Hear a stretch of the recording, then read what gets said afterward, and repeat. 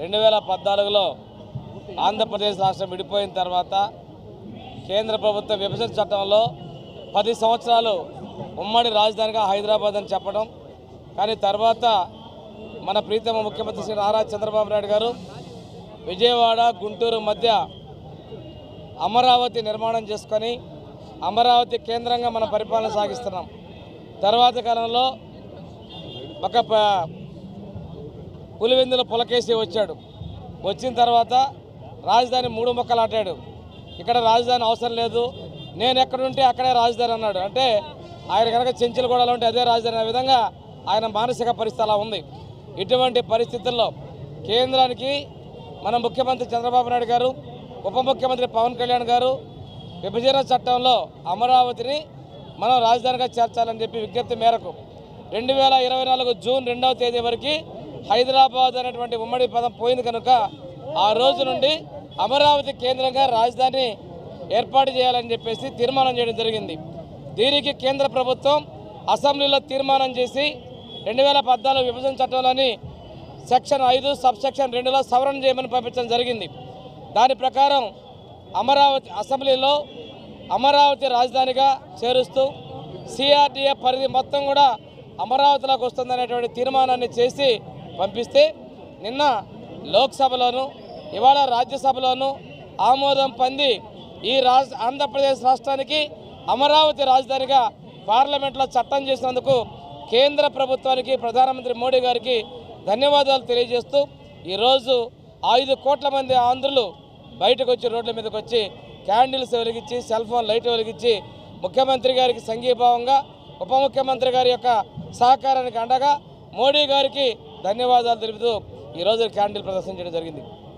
ఈరోజు ఆనం రామనారాయణ గారు ఇన్ఛార్జ్ మంత్రి గారు, నేను, ఒంగోలు శాసనసభ్యులు జనార్దన్ గారు, కనిగిరి శాసనసభ్యులు ఉగ్రనరసింహారెడ్డి గారు, సంతలపాడు శాసనసభ్యులు విజయ్ కుమార్ గారు మేమందరం కూడా ప్రజానీకంతో కలిసి రిమ్స్ హాస్పిటల్ దగ్గర నుంచి కలెక్టరేట్ చర్చ్ సెంటర్ వరకు కూడా క్యాండిల్ ర్యాలీ చేయడం జరిగింది.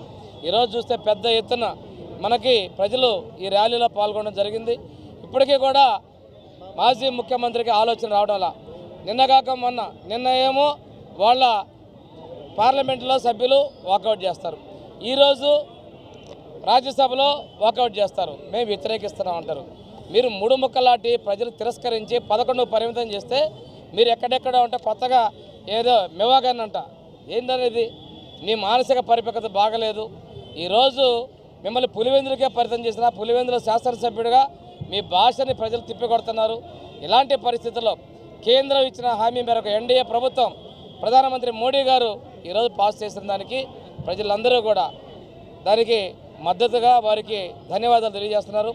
ఆ రోజు రాష్ట్రంలోని 4 మూలల నుంచి మట్టి తీసుకొచ్చి 4 మూలల నుంచి పుణ్యజలాలను తీసుకొచ్చి అమరావతితో ప్రజల అనుబంధంతో పాటు ప్రధానమంత్రి గారు యమునా నదితో పాటు పార్లమెంటు సాక్షిగా పార్లమెంటు మీకు అండగా ఉంటుందని పార్లమెంటులోని మట్టి తెస్తే ఆ రోజు మీరు ఎద్దేవా చేయడం జరిగింది.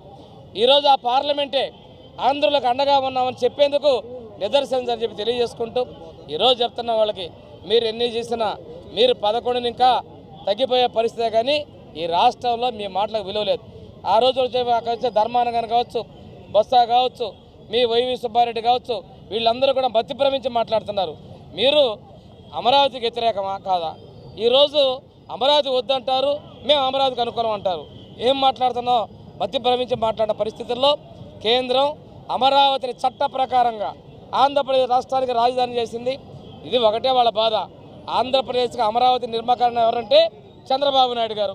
చరిత్రలో ఈ పేరు ఉండకూడదు అనేటువంటి అక్కస్తోటి ఆయన 3 రాజధానులు కావచ్చు, ఇవాళ ఏదో మెవాగన్ అంటాం కావచ్చు, ఇవన్నీ కూడా కుట్రల భాగం చరిత్రలో నిలిచిపోతుంది. ఈ అమరుల రాజధాని, దేవతల రాజధాని, శాతవాహనులు పరిపాలించిన రాజధాని, ఆంధ్రప్రదేశ్ రాష్ట్రానికి అన్ని ప్రాంతాలకి సమదూరంలో ఉండే రాజధాని, చుట్టూ రిజర్వ్డ్ నియోజకవర్గ దగ్గరలో ఉన్నటువంటి రాజధాని. ఇలాంటి రాజధానికి ఈరోజు ప్రధానమంత్రి మోడీ గారి సారథ్యంలోని ఎన్డీఏ ప్రభుత్వంతో పాటు అన్ని రాజకీయ పక్షాలు ఏదంటే ఇక్కడ ఉన్నటువంటి వైకాపా, అక్కడ ఉన్నటువంటి కేసీఆర్ ఉన్నాడు, ఈ 2 పార్టీలు తప్ప మిగిలిన వాళ్ళందరూ కూడా ఈరోజు బద్దత పలికారంటే ఏకపక్షంగా ఇది చంద్రబాబు నాయుడు గారి యొక్క నిర్ణయాన్ని, అదేవిధంగా ఈ నిర్ణయాన్ని స్వాగతించిన పవన్ కళ్యాణ్ గారి యొక్క స్వాగతాన్ని పార్లమెంటు చట్టం చేసినందుకు కేంద్ర ప్రభుత్వం ధన్యవాదాలు తెలియజేసుకుంటూ ఈరోజు రాష్ట్రంలో అన్ని ప్రాంతాలని అభివృద్ధి చేస్తూ అమరావతిని అభివృద్ధి చేస్తున్న ముందుకు వెళ్తున్నటువంటి ముఖ్యమంత్రి గారికి ప్రజలందరి యొక్క ఆశీస్సులు అండదండలు ఈ విధంగా తెలియజేస్తున్నందుకు ప్రజలకు కూడా ధన్యవాదాలు తెలియజేసుకుని సెలవు తీసుకుంటున్నాను.